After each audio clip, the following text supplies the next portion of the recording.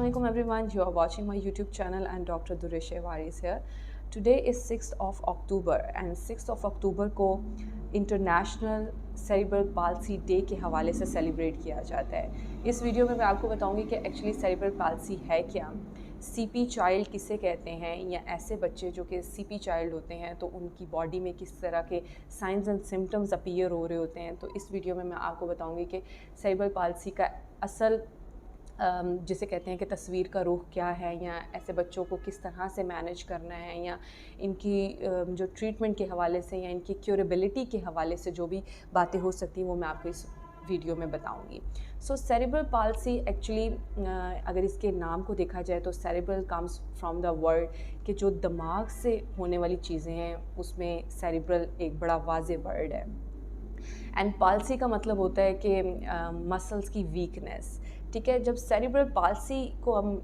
Collectively मैं आपको demonstrate करूँ तो वो ये कि दिमाग के लेवल पे कुछ डेवलपमेंटल एबनॉर्मेलिटीज़ आती हैं जिसकी वजह से आपकी बॉडी पे ऐसे साइंस एंड सिम्टम्स आ जाते हैं। चूँकि ये बच्चों से मुतल्लिक बीमारी है तो हमें बच्चे की पैदाइश के शुरू के 1 से 2 सालों में पता चल जाता है कि हमारा बच्चा नॉर्मल बच्चों से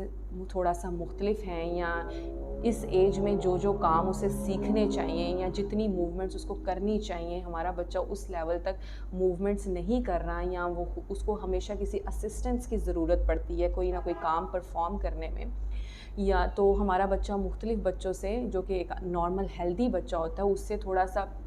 पीछे हैं, या चीज़ें सीखने में वो हमेशा देर करता है। तो ऐसे बच्चों को फिर डायग्नोसिस उसका बनाना होता है। शुरू के 1 से 2 सालों में वो पता चल जाता है कि ये सीपी चाइल्ड जो है वो थोड़ा सा हेल्दी बच्चों से थोड़ा सा मुख्तलिफ है। तो इस तरह से कि जो सीपी चाइल्ड होता है वो हमेशा देर करता है बोलने में, चीज़ों को परफॉर्म करने में, चलने फिरने में। उस बच्चे का बॉडी पोस्चर जो होता है वो मेंटेन नहीं रहता, उसका जो बॉडी कोऑर्डिनेशन है या यू कैन से कि उसका बॉडी पोस्चर जो है वो भी नॉर्मल नहीं होता। वो चलने में देर करता है, वो क्रॉलिंग में देर करता है, वो चीज़ों को अंडरस्टैंड करने में या फील करने में, या जो उसके बाद उसको परफॉर्म करने में उसे थोड़ी दिक्कत पेश आ रही होती है। तो ये मैं मज़ीद वाज़ेह एग्ज़ाम्पल्स के तौर पे आपको बताऊँगी फर्दर कि ऐसी कौन कौन सी बड़ी वाज़े सिम्टम्स होती हैं या साइंस होते हैं जिसको आप असेस करते हैं, फिर आपको पता चलता है कि हमारा बच्चा नॉर्मल से थोड़ा सा हट के है। एक्चुअली मैं आपको बता दूं कि ऐसा होता क्यों है। तो सेरिब्रल पाल्सी में होता ये है कि जब ड्यूरिंग द प्रेगनेंसी चूँकि बच्चे की जितनी भी नशोनुमा हो रही होती है वो माँ से आ रही होती है, और माँ से वो खून के ज़रिए या खुराक के ज़रिए उसने तमाम न्यूट्रिएंट्स जो वैल्यूज़ हैं वो अपनी फुलफ़िल करनी होती हैं, और उसके बाद वो एक बिल्कुल हेल्दी स्टेटस में बच्चे की बॉडी बन रही होती है। तो चूँकि ये एबनॉर्मल डेवलपमेंटल फ़ेज़ है सेरिब्रल पाल्सी, उसमें होता यूँ है कि दिमाग का कोई एक हिस्सा इनसफिशेंट ऑक्सीजन सप्लाई या इनसफिशेंट ब्लड सप्लाई की वजह से वो अंडर डेवलप्ड रह जाता है, या वो फुली तौर पे डेवलप नहीं होता, जिसकी वजह से आपकी बॉडी पे प्रॉब्लम्स, बच्चे की बॉडी पे प्रॉब्लम्स देखने को मिल रही होती हैं। वो इस तरह से कि आपने ये सुना होगा कि एक हेल्दी ब्रेन जो है एक हेल्दी बॉडी बनाता है। ब्रेन आपका कंट्रोल रूम है आपकी बॉडी का। जब तक ब्रेन प्रॉपर फंक्शन करता रहेगा, या उसको उसकी जो ग़ज़ा है जो कि ब्लड है, ब्लड में मौजूद ग्लूकोज़ है और ब्लड में मौजूद ऑक्सीजन है, ये 2 चीज़ें जिस पे हमारा जो दिमाग है ना वो सर्वाइव कर रहा होता है, अगर ये 2 चीज़ें उसको मुकम्मल तौर पे मिल रही हैं ड्यूरिंग द प्रेगनेंसी पीरियड, जब बच्चे की जो दिमाग की नशोनुमा हो रही होती है, तो उस टाइम पे इन 2 चीज़ों का मुकम्मल तौर पे मिलना एक हेल्दी ब्रेन डेवलप करता है। लेकिन अब होता कुछ यूँ है कि ड्यूरिंग द प्रेगनेंसी पीरियड कुछ ख़वातीन में कुछ ऐसी कॉम्प्लिकेशंस आ जाती हैं कि प्लेसेंटा एंड जो अम्बिलिकल कोड होती है, अम्बिलिकल कोड एक प्रॉपर यू कैन से कि एक पाइपलाइन होता है, एक चैनल होता है जिसके थ्रू माँ से बच्चे तक तमाम न्यूट्रिएंट्स या तमाम जो ब्लड या ऑक्सीजन सप्लाई जो है वो उसके थ्रू जा रही होती है। What if during the pregnancy कुछ ऐसी कॉम्प्लिकेशंस आ गई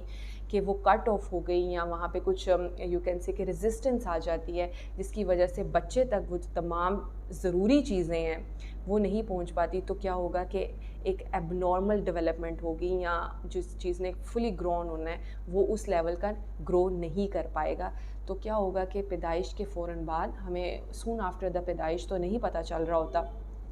کہ ہمارے بچے میں کوئی مسئلہ ہے. تو شروع کے 1 سے 2 سالوں میں ہمیں پتہ چل جاتا ہے کہ ہمارے بچے میں کچھ ایسے سائنز اینڈ سمٹمز جو ہیں وہ پیرنٹس خود ہی اسیس کر لیتے ہیں کہ ہمارا بچہ مختلف بچوں سے تھوڑا مختلف ہے. وہ اس طرح سے کہ وہ کرالنگ کرنے میں دیر کرے گا, جب اس کی جو گرپ ہے چیزوں کو ہولڈ کرنے کی وہ بھی ویک ہوگی. اس کے بعد جب وہ بچے کو کچھ کھلایا پلایا جاتا ہے تو وہ اس کی رالیں زیادہ بنتی ہیں. جب رالیں زیادہ بن رہی ہوتی ہیں تو وہ کیا ہوتا ہے کہ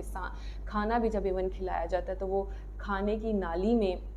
وہ کھانا نہیں جا رہا ہوتا, کیونکہ اس بچے کا جو مسکولر سسٹم ہے وہ اتنا ویک ہوتا ہے یا وہ فلی ڈیولپ نہیں ہو پا رہا ہوتا یا فلی ڈیولپ نہیں ہوتا. کیونکہ جس چیز نے اس کو میسج دینا ہے, کیونکہ اس میں موٹر ابیلٹی جو ہے, موٹر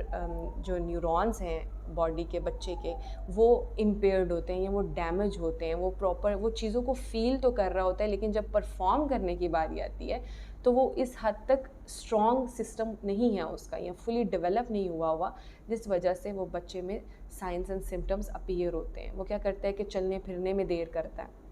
اس کو جو چھوٹے چھوٹے ٹاسک دیے جاتے ہیں وہ اس میں سلو ہوتا ہے, اسے ہمیشہ اپنے پیرنٹس کی اسسٹنس چاہیے ہوتی ہے. اس کو ایک ٹاسک دیا جاتا ہے, بیٹا وہاں تک جا کے آپ پانی کا گلاس خود بھر کے لے کے آؤ. تو جب چل رہا ہوتا ہے تو اس کی باڈی کا پوسچر مینٹین نہیں رہتا, وہ اس کا بیلنس یا کوآرڈینیشن جو ہے اس کی مینٹین نہیں رہتی ہے. وہ گلاس کو پکڑنا چاہتا ہے تو اس کی چونکہ مسل پاور اتنی ویک ہے کہ وہ گلاس بار بار نیچے گرے گا اس سے, یا چمچ پکڑ رہے ہیں یا چمچ کو اس نے منہ تک لے کر آنا ہے تو اس میں بھی وہ چمچ نیچے گرے گا. ایج کے مطابق چیزوں کے یا ریفلیکسز جو ہیں وہ نوٹ کرنے ہوتے ہیں. لائک ایک خاص ایج تک آپ کے بچے کا بولنا ضروری ہے, ایک خاص ایج تک آپ کے بچے کا کرالنگ کرنا امپورٹنٹ ہے, ایک خاص ایج میں آپ کا بچہ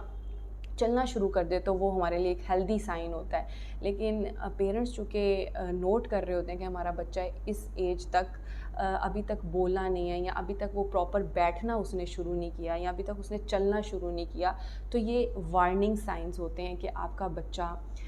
نارمل یا ہیلدی بچوں سے تھوڑا سا مختلف ہے. تو نیکسٹ سوال یہ آ رہا ہوتا ہے کہ کیا سیریبرل پالسی, جو کہ یو کین سے کہ اس کو عام زبان میں کہتے ہیں کہ ہمارا بچہ جو ہے تھوڑا سا وہ مفلوج ہے باڈی کے لیول پہ, وہ چیزوں کو فیل یا سینس تو کر رہا ہوتا ہے, لیکن کیا ہوتا ہے کہ اس کو جب اس کی باڈی کے لیول پہ موومنٹس آتی ہیں یا مسلس جہاں پہ انوالو ہو رہے ہوتے ہیں وہاں پہ وہ تھوڑی سی سستی دکھا رہا ہوتا ہے. تو کیا یہ مسئلہ کیوریبل ہے یا نہیں؟ تو کیوریبل کی جب ہم ڈیفینیشن پڑھے ہوتے ہیں تو یہ ہوتی ہے کہ کیوریبل, جب کوئی کیس کیور ہو جاتا ہے تو اسے کہتے ہیں کہ وہ ایک مریض جو ہے اس کیس سے بالکل شفا یاب ہو گیا ہے, اب مزید پیچھے کوئی بھی سائن اینڈ سمٹمز یا باقی وجوہات یا باقیات نہیں بچی اس مرض کی, تو اس کو کہتے ہیں جی ہم کیور کیس. لیکن سیریبرل پالسی چونکہ اب برین نے بن ہی اس طرح سے چکا ہے آپ کا بائی نیچر یا کسی حادثے کی وجہ سے, تو اب جس نے ہمیں میسج دینا ہے, جس نے باڈی کے لیول پہ چیزوں کو پرفارم کروانا ہے, وہاں پر کنٹرول روم میں ہی اگر مسئلہ ہے تو باڈی کے لیول پہ چیزیں کیور نہیں ہو سکتی ہیں. لیکن سیریبرل پالسی کے جو پیشنٹس ہیں یا جو چھوٹے بچے ہیں, جو کہ ہمیں شروع میں پتہ چل جاتا ہے 2 سے 3 سال تک کی عمر تک ہم اسیس کر لیتے ہیں یا ڈائگنوسس بنا لیتے ہیں کہ یہ بچے کے ساتھ مسئلہ ہے, اور اس کے جو کیوریبلٹی کے چانسز ہیں وہ کس حد تک ہیں, یا میں نے آپ کو پہلے بتایا کہ یہ کیس کیور نہیں ہو سکتے, تو اس کے ٹریٹمنٹ کے چانسز کس حد تک ہیں یا بہتری کس حد تک آ سکتی ہے, یا اس کا ٹریٹمنٹ کس طرح سے کیا جا سکتا ہے. تو سیریبرل پالسی کے جو بچے ہیں یا ایسے پیشنٹس جن کو سی پی ہے یا سیریبرل پالسی ہے, یہ بچوں کو ہم مینیج کر سکتے ہیں. لائک ان کے ساتھ یہ مسئلہ ساری زندگی تک رہے گا جب تک وہ بچے زندہ ہیں, ان کے ساتھ یہ مسئلے جو ہیں جو مسل ویکنس کے ہیں وہ رہیں گے, لیکن ہم اس کو کچھ حد تک مینیج کر سکتے ہیں. وہ اس طرح سے کہ اگر ان کی فزیو تھراپیز کی جائیں, ان کی کچھ حد تک کاؤنسلنگ کی جائے, ان کی